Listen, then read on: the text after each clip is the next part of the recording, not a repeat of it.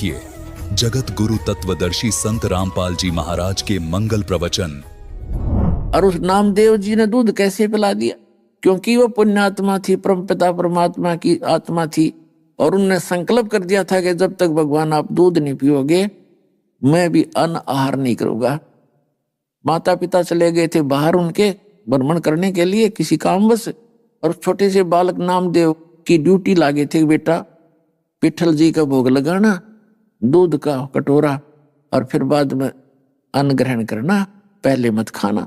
तो वो पत्थर की मूर्ति वो माँ बाप तो कैसे करते थे, कटोरा दूध का रख दिया भगवान विठल की मूर्ति का आगे, थोड़ा सा उंगली से उठा के मुंह का लगा दिया, फिर थोड़ी देर पर्दा रख दिया, 2 मिनट में उठा के सारे भोजन में मिला के आप पी लेते थे। बालक को पता नहीं था, उसने न सोची नामदेव जी ने कि भगवान डेली दूध पिया करता, रीब ना पीता, मेरे तो रोस्ट हो गया, मेरे से कोई गलती बन गई, जिस कारण से नामदेव बालक थे उन्होंने भी अनहार त्याग दिया। 1 हफ्ते में माता पिता ने आना था, परमात्मा को पता था ये बालक मर जाएगा, कबीर परमेश्वर को मालूम था बालक की मृत्यु हो जाएगी, इसने पक्का प्रण कर लिया, प्रतिज्ञा कर ली। तो उसी समय उस पत्थर में से अपने आप खुद पिया, परमात्मा ने हाथ निकाले न्यू लंबे लंबे और कटोरा पकड़ लिया और गट गट पी गए। 3 दिन तक ऐसे पीते रहे। फिर माता पिता आए, माता पिता ने आते ही पूछा कि बेटा भगवान को विठल जी को भोग लगाया कि नहीं? उन्होंने सोचा बालक है कहीं ना ध्यान किया हो। तब नामदेव जी ने बताया जी 2-3 दिन तो भगवान ने दूध पिया नहीं, फिर तीसरे दिन चौथे दिन पीने लगे, और फिर मेरे पर रजा होगी, मेरे से कोई गलती बन गई होगी। या माता पिता के गले उतरे नहीं बात, झूठ बोला नरी, इसने दूध भगवान को भोग लगाया नहीं, कि नामदेव ने कहा तीसरे दिन पिया, कि बकवाद करे, झूठ बोलता है। तो माता पिता ने उनको खुरकाया धमकाया, तू साची बता, तूने दूध पिलाया कि नहीं, भोग लगाया कि नहीं भगवान के? नामदेव कहने लगे हाँ जी ऐसे ही था। तो उनका जच्चा नहीं, क्योंकि वो तो वैसे फॉर्मेलिटी किया करते थे। तब नामदेव जी से कहा कि आज पिया के दिखा हमारे सामने, अब भोग लगा भगवान को। तो नामदेव जी ने अगले दिन फिर कटोरा रख दिया, अब ना पिया कटोरा, भगवान ने नोगा न दरिया होता।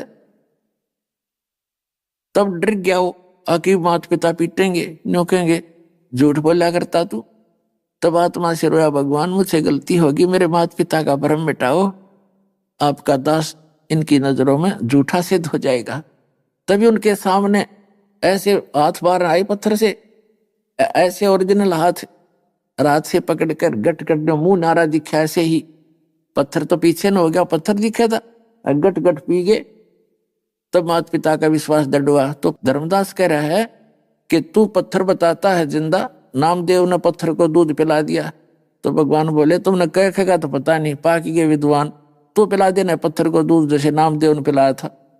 परमात्मा ने कहा पिला के दिखा, मारे सट्टे फिर उठाए क्यों फिर रहा है, ये तो नामदेव जैसा भक्ति हो तेरी। तो धीरे धीरे ज्ञान समझ में आता है। तो क्या कहते हैं परमात्मा बोले जिंद कबीर सुनो बाणी धर्मदासा, हम खालिक हम खलक सकल ये हमरा प्रकाशा। परमात्मा बोले मैं खालिक यानी सबका सृष्टि रचनहार कुल मालिक, और हम खलक ये सब प्रजा भी मेरे ही कृपा से, ये सभी मेरे बच्चे हैं, हम ही खलक।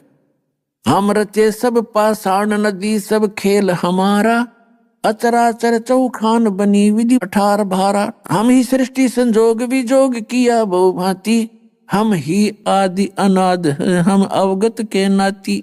हम साहेब सतपुरुष हैं ये सब रचना हमारे, जिंद कहे धर्मदास से हम हैं पूर्ण करतार। अब ये धर्मदास के गले उतरे नहीं कि बाबा जी अपने आप को भगवान कहता है। बोलत धर्मदास सुनो सर्वंगी देवा, दिखे पिंड और प्राण कहो तुम अलख अबेवा। नाद बिंद की दे शरीर है प्राण तुम्हारे। अब परमात्मा से धर्मदास जी कह रहे हैं कि हे जिंदा, आप अपने आप को परमात्मा कहते हो, आपका शरीर दिखाई देता है, परमात्मा तो निराकार है। अब देखो हमारी बुद्धि का स्तर कितना था। हम विष्णु जी के उपासक थे, शंकर जी की मूर्ति भी हम घर रखते थे, विष्णु जी की भी रखते थे, और फिर आपस में डिस्कस होती थी कि ध्यान लगाते हैं, ध्यान में केवल परमात्मा दिखाई देता है, भगवान थोड़ा दिखता है, परमात्मा का प्रकाश दिखाई देता है। परमात्मा ध्यान में नहीं दिखाई देता, परमात्मा का प्रकाश दिखाई देता, तो निराकार है। हम भगवान को निराकार मानते थे और विष्णु जी की पूजा करते थे एज ए गॉड। ठीक था ना उआ बाई का ज्ञान हमारा। तो अब धर्मदास जी भी उसी सतर का जीव था जैसे हम थे पहले। धर्मदास जी ने कहा कि आप एक तरफ तो अपने आप को भगवान बताते हो और आपका शरीर दिखे, भगवान तो निराकार है। तो परमात्मा बोले, धर्मदास देख, मेरा शरीर जो है ये मैं विधेयी हूं। धर्मदास जी कहने लगे, आपका देही दिखाई दे रही है और आप कहते विधेयी। तो परमात्मा ने कहा, मेरा जो शरीर है शुक्रम अकायम असनाविरम, ये देख तेरे जैसी काया नहीं है। जब उन्होंने ऐसे हाथ लगा कर देखा धर्मदास ने, रूई जैसा हाथ था भगवान के शरीर। कहती मैं विधेय हूं लेकिन आपसे अन्य देही है, मेरी भिन्न देही है, आप जैसी नहीं। बोलत धर्मदास सुनो सर्वंगी देवा, दीखत पिंड और प्राण कहो तुम अलख अबेवा। नाद बिंद की देह शरीर है प्राण तुम्हारे, तुम बोलो बड़ी बात नहीं आवत दिल हमारे। तुम्हारे शरीर दिखे और बात करो तुम बड़ी बड़ी, मेरे गले उतरे नहीं तेरी बात के आप भगवान हो। खान पान स्थान देह में बोलत दीसम, कैसे अलख स्वरूप भेद कहियो जगदीसम। कैसे रचे चंद और सूरज ये नदी गिरवर पाषाणा, और कैसे पानी पवन धरणी पृथ्वी आसमाना। कैसे सृष्टि संजोग विजोग करी किस भांति, कौन कला करतार कौन विद अवगत नाती। अब परमात्मा से कहा कि आप किस प्रकार भगवान हो, किस प्रकार तुम उस परमात्मा से नाती हो, और कैसे आपने सृष्टि रची वो बताइए। तो परमात्मा ने उसको पूरी सृष्टि सुनाई थी, सृष्टि रचना। बोलत जंद अबंध सकल घट साहेब सोई, निर्वाणी निज रूप सकल से न्यारा होई। हम ही राम रहीम करीम पूर्ण करतारा, हम ही बांधे से तू चढ़े संग पद्म 18। हम ही रावण मार लंका पर करी चढ़ाई, हम ही 10 सिर मार देवताओं की बंद छुटाई। हमारी शक्ति से सीता सती जती लक्ष्मण हनुमाना, हम ही कल्प उठाव करत हम ही सहमाना। अपना आत्मा क्या बताते हैं परमात्मा कि तुम अभी बालक हो, इस ज्ञान से परिचित नहीं हो, इसलिए आप जी जो श्री राम को मानते हो कि श्री रामचंद्र जी ने रावण मारा, पुल बना दिया था, इसकी भी कहानी भिन्न है, आप उससे परिचित नहीं हो। जब श्री राम जी थक चुके थे, रावण मर नहीं रहा था, वो उसकी गर्दन उतार देते थे, फिर नई गर्दन आ जाती थी। विभीषण ने बता भी दिया था कि इसकी नाभि के अंदर अमृत है, जब तक नाभि डिस्टर्ब नहीं होएगी तब तक यो मरेगा नहीं। ते शुरुआत बता दी थी, लक्ष्मण ने सारा वेद बता दिया था जब के न्यारा। जब कति थक लिया था, श्री राम भी महसूस कर चुका था कि ये तो मरना मुश्किल है, तब ये भी एक जीव है और प्रार्थना की अंतर से आत्मा रोई, आत्मा का साथी है परमात्मा। तब मालिक ने कहते हमने ही फिर वो अपनी शक्ति से उसका रावण की नाभि में तीर मारा। जब वो मरा ना, तो कितने दिन से लग रहा था राम उसको मारने के लिए, जब ना मरा फिर परमात्मा ने सुनाया कि सुन ले, एक तुझे वो कथा सुनाता हूं कि पुल किसने बनवाया था। धर्मदास जी बता रहे थे कि भगवान श्री राम ने समुद्र पर पुल बनाकर लंका पर चढ़ाई करी थी, युद्ध करने के लिए धावा बोला था। तो परमात्मा ने कहा कि तुम ये भी कहते हो कि हनुमान जी ने पत्थरों पर राम का नाम लिख दिया इसलिए पत्थर तिरे। फिर आप ये भी कहते हो कि नल और नील ने, उनके हाथों में शक्ति थी, उनके हाथों से पत्थर नहीं डूबते थे, जिस कारण से पुल बना। है कोई सिर पैर तुम्हारी इस राम कहानी का? ये दास बताएगा भगवान की लीला, वो पुल कैसे बना था। जैसा कि भगवान खुद कहते हैं, चारों युग में मेरे संत पुकारे कूक कहा हम हेल रे, हीरे माणक मोती बरसे ये जग चुगता ढेल रे। परमात्मा बताते हैं सतयुग में सत सुकृत कह टेरा, त्रेता नाम मुनिंदर मेरा, द्वापर में करुणा में कहाया, कलयुग नाम कबीर धराया। तो चारों युगों में परमात्मा आते हैं। सतयुग में उनका नाम रहता है सत सुकृत, और त्रेता में वो मुनिंदर ऋषि नाम धर कर आते हैं, और द्वापर में करुणा में और कलयुग में कबीर नाम से वो सुप्रसिद्ध होते हैं। तो एक समय की बात है जब परमात्मा कबीर जी यानी पूर्ण ब्रह्म मुनिंदर ऋषि के रूप में प्रकट थे। उस समय ये नल और नील दोनों मौसेरे भाई थे। इनकी मां सगी बहन थी और ये दोनों मेंटली डिस्टर्ब थे, तीन ताप से और प्रारब्ध के कष्ट से ये दुखी थे। इन्होंने शब्द ऋषि महर्षियों से दीक्षा उपासना लेकर जो साधना उन्होंने बताई वो करके देख ली थी, उनको कोई भी राहत प्राप्त नहीं हुई थी। और सभी ऋषि महर्षियों ने ये कह दिया था ज्योतिषियों ने कि बेटा ये तुम्हारे प्रारब्ध का दुख है, तुम्हें भोगना ही पड़ेगा, आजीवन ऐसे ही रहना पड़ेगा, इसका कोई विकल्प नहीं। लेकिन ये आत्मा नहीं टिक सकती, क्योंकि इसको मालूम है कि परमात्मा एक अजब शक्ति है, वो दुखी को सुखी किया करता है, फिर भी वो भटकते ही रहते हैं। इसी दृष्टिकोण से जब परमात्मा मुनिंदर नाम से आए हुए थे ऋषि रूप में, वो पहले ऋषि लोग दरियाओं के किनारे सत्संग किया करते थे, प्रवचन किया करते थे, ज्ञान सुनाया करते थे, और वहाँ छोटी मोटी झोंपड़ी आश्रम बनाकर रहा करते थे। इसी प्रकार परमात्मा खुद मालिक रहा करते थे, मुनिंदर ऋषि के रूप में एक आश्रम बना रखा था। नल और नील को पता लगा कि बड़े प्रभावशाली ऋषि हैं, बहुत से लोगों को सुख दिया है, तो वो भी वहां चले गए। सिर पे हाथ रखते ही दोनों स्वस्थ हो गए, एकदम उनके शरीर से जैसे पहाड़ उतर गया हो। दोनों एकदम स्तब्ध रहे कि सचमुच ये तो भगवान है। चरण पकड़ लिए, हे भगवान हम तो आपके आश्रम में सेवा करा करेंगे, हमारा तो जीवन दान दे दिया। तो परमात्मा बोले कोई बात ना बेटा, अपना भजन करो और सत्संग हो तब आ जाया करो, तुम सेवा करा करो। तो वहां सत्संग के अंदर दुखी अधिक आते हैं परमात्मा के दरबार में हमेशा, जब भी वो आए हैं, क्योंकि वो हमारे पिता हैं और हमने इस काल के लोक में गलत काम कर करके, पाप कर करके इतने पाप इकट्ठे कर लिए कि हमें वो भोगने में बड़े मुश्किल हो रहे। और वो दयालु है, इसके पास एक पावर है कबीर भगवान के पास के जब ही नाम हृदय धर्यो भयो पाप को नाश, अरे जैसे चिंगारी अग्नि की वो पड़े पुराने घास। ये हमारे पापों का नाश करके हमें सुख करते हैं और फिर भक्ति के लिए प्रेरित करते हैं। तो वहां बूढ़े बुजुर्ग रोगी आते थे, उनको पता था नल और नील को कि अब मुश्किल से भगवान ने दया करी है और खूब सेवा करेंगे। परमात्मा ने कहा बेटा सेवा करना, इसे बर्तन साफ करे, झाड़ू पोछा करे, जैसी तुमसे बने, क्योंकि सेवा से बहुत मेवा मिलती है।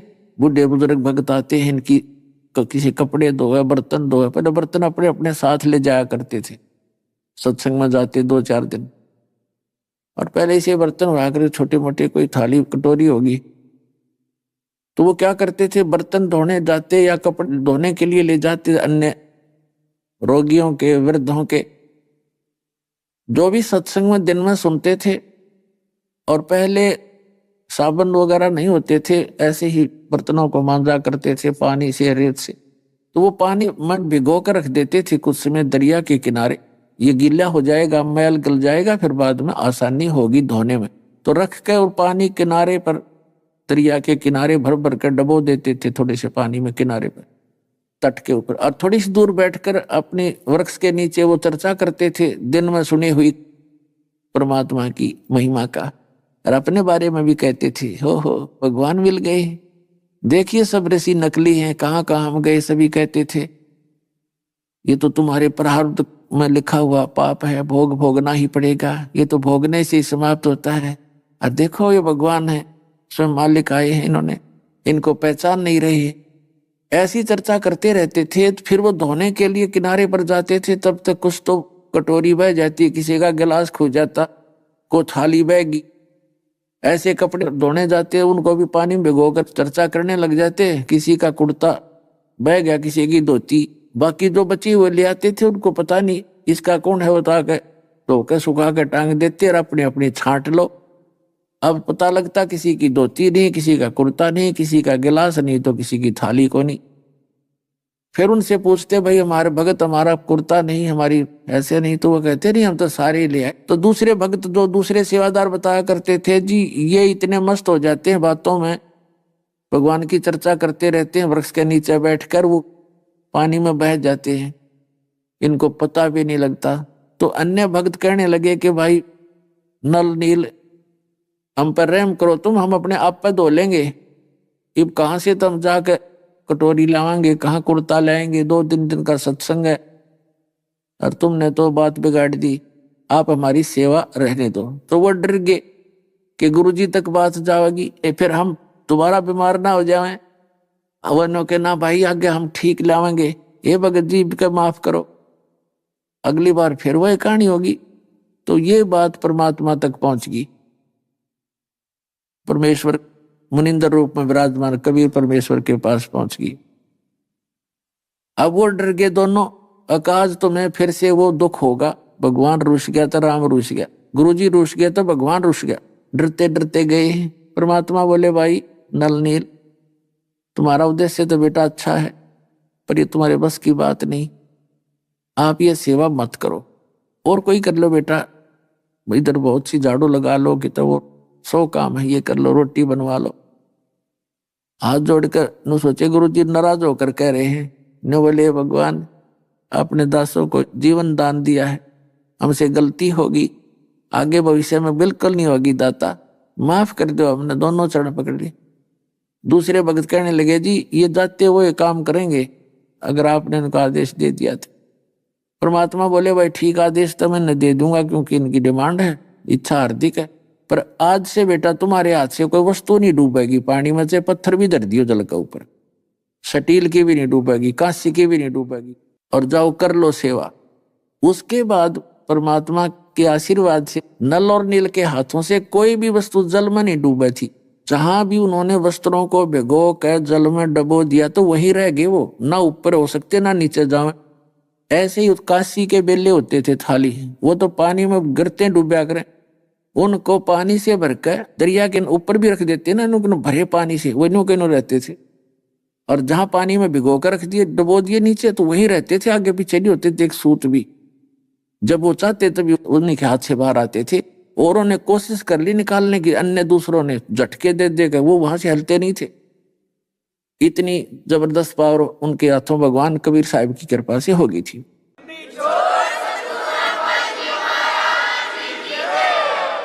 अब ये समुद्र पुल की जो बात है कि जब धर्मदास जी को परमात्मा बता रहे हैं कि जिस समय श्री रामचंद्र जी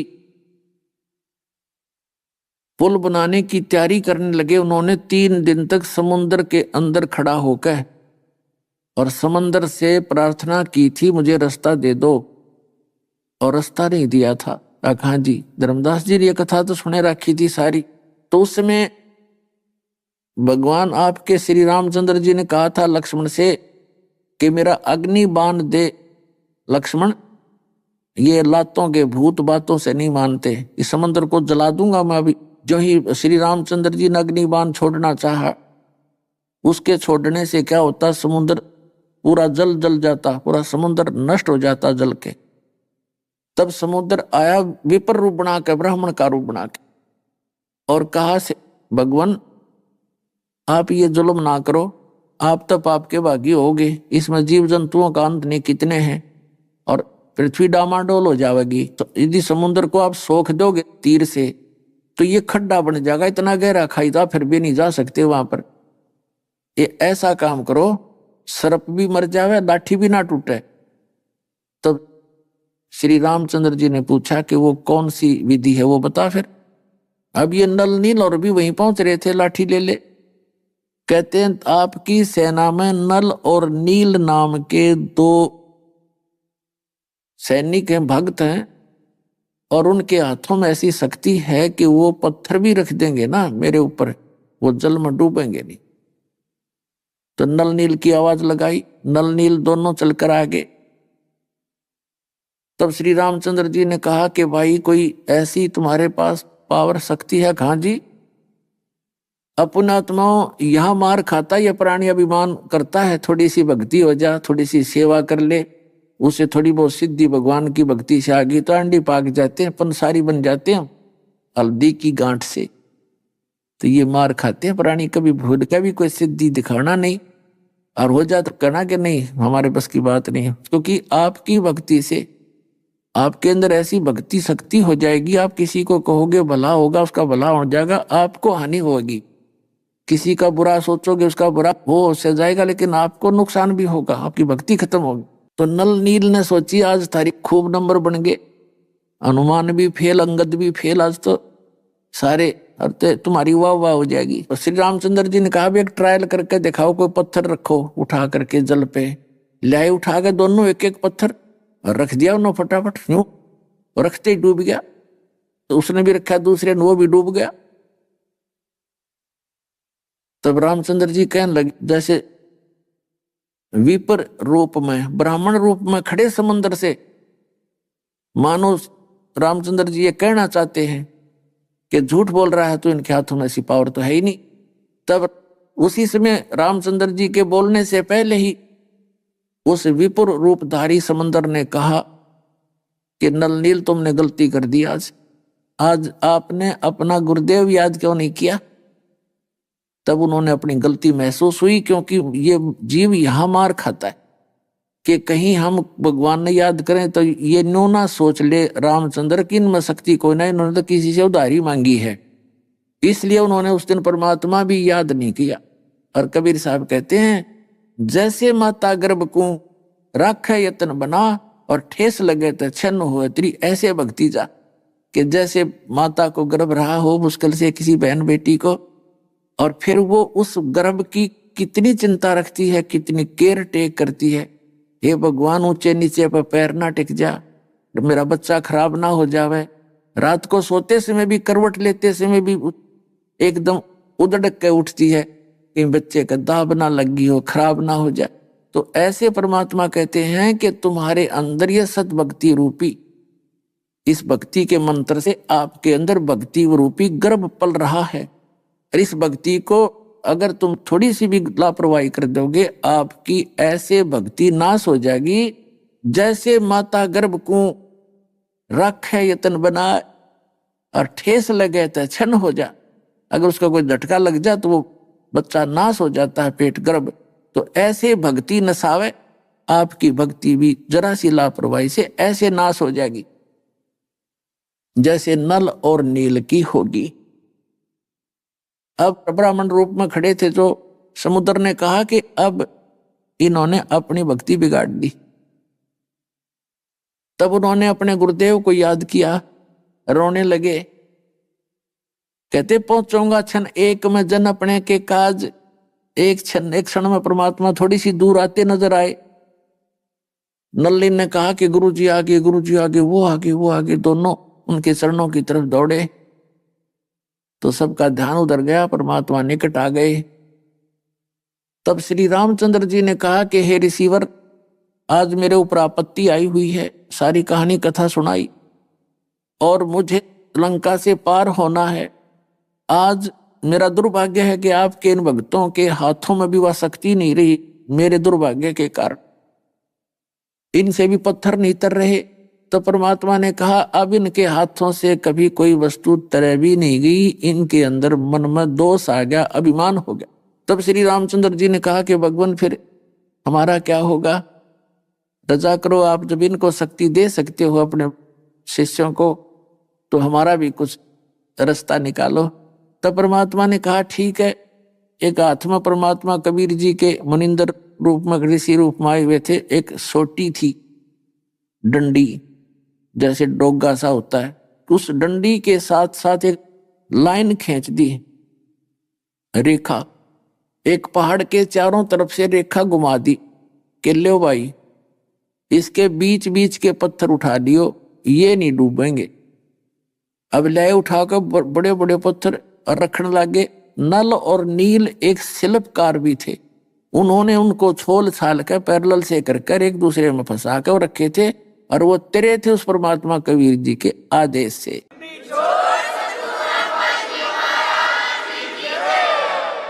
तो यहां परमात्मा कहते हैं हमने ही सेतु बांधा और लंका पर करी चढ़ाई है, हम ही राम रहीम करीम पूर्ण करतारा।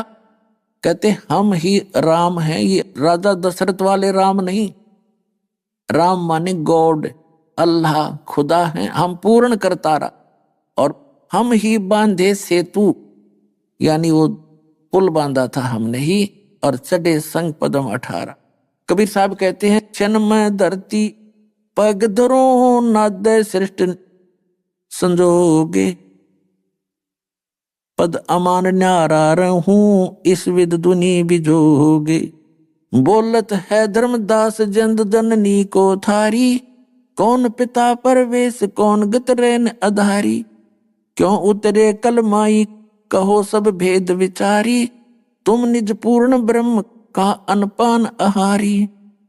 कौन देह सने नैनन मुख नासा नेहा, तुम दिखत हो मनुष्य कौन विद जंद विदेहा। अब धर्मदास जी कह रहे हैं कौन तुम्हारी मां, किससे तुम्हारा जन्म हुआ। तो परमात्मा कहते हैं कि ना मैं जन्मू ना मैं रू ना आऊं ना जाही, शब्द विहंगम सोने में ता मेरे धूप न छाही। परमात्मा कहते हैं बोले जिंद सुनो धर्मदासा, हमरे पिंड प्राण निश्वासा। हमारा जो शरीर है ये तुम्हारे जैसा श्वास वाला नहीं है, और गर्भ योनि में हम नहीं आए, मादर पे दर न जननी जाए। हम किसी माँ के गर्भ से नहीं जन्मे, तुम्हारे की तरह जन्म लेकर नहीं आए। अब क्या बताते हैं परमात्मा कि आप क्या कह रहे थे धर्मदास कि मैं कोई जीव हिंसा नहीं करता, हम पार हो जाएंगे। कहने लगे कि देखो तुम भ्रमित हो और काल ने भ्रमित कर रखे हो। आप जो साधना कर रहे हो श्री राम श्री कृष्ण सत्र की, या वेदों में जो वर्णित है केवल ओम नाम की, ये ओम ब्रह्म का मंत्र है। और ब्रह्म परब्रह्म ब्रह्मा विष्णु महेश ये आपके पाप को नाश नहीं कर सकते, जैसा कर्म करोगे वैसा ही फल देंगे। वो परम अक्षर ब्रह्म है, वो पूर्ण परमात्मा है, वो मैं ही हूं। और मेरी ही साधना से, मेरे द्वारा बताई विधि से आपके पाप नाश हो सकते हैं। और जब आप जो साधना कर रहे हो और कहते हम कोई पाप नहीं करते, जैसे हिंदू कहते मुसलमान मांस खाते हैं इसलिए वो पापी है, परमात्मा कहते हैं वो तो चलो अपराध है ही है, लेकिन उसके पैरेलल आप दोनों के भी अपराध जो आपको मालूम नहीं वो गिनवाता हूं। क्या बताते हैं? अभी आपने सुने संत रामपाल जी महाराज के मंगल प्रवचन।